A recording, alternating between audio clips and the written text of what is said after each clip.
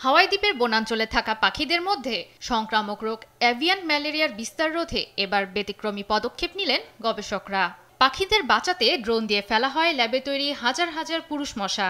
ইনকম্প্যাটিবল insect technique পদ্ধতিতে তৈরি এসব মশার বিশেষত্ব হলো এগুলো কামড়ায় না।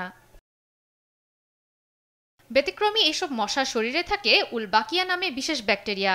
ফলে বন্য স্ত্রী মশার সঙ্গে প্রজনন হলেও কোনো বংশবিস্তার হয় না।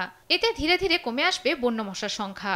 এভিয়ান ম্যালেরিয়া বিস্তারকারী মশাগুলো 1826 সালে তিমি শিকারী জাহাজের মাধ্যমে হাওয়াইয়ে প্রবেশ করে।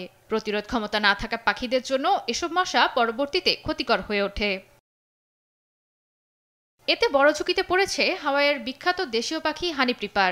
বিপন্ন এ পাখির বর্তমানে মাত্র 17টি প্রজাতি টিকে আছে। সেই সঙ্গে বিলুপ্তির পথে আকিকিকি নামে আরেকটি পাখি, বর্তমানে যার সংখ্যা 100 রকম। হাওয়াইয়ে পাখিগুলো ফুল পরাগায়ন ও বীজ ছড়াতে রাখে গুরুত্বপূর্ণ ভূমিকা। জলবায়ু পরিবর্তনের কারণে ঝুঁকিতে আছে এসব পাখি।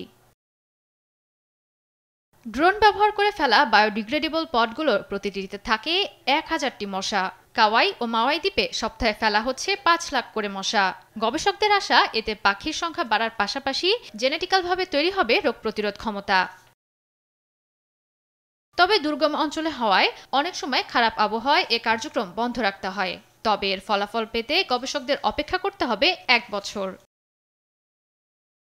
জয়া সরকার, নিউজ ডেস্ক, দেশ টিভি।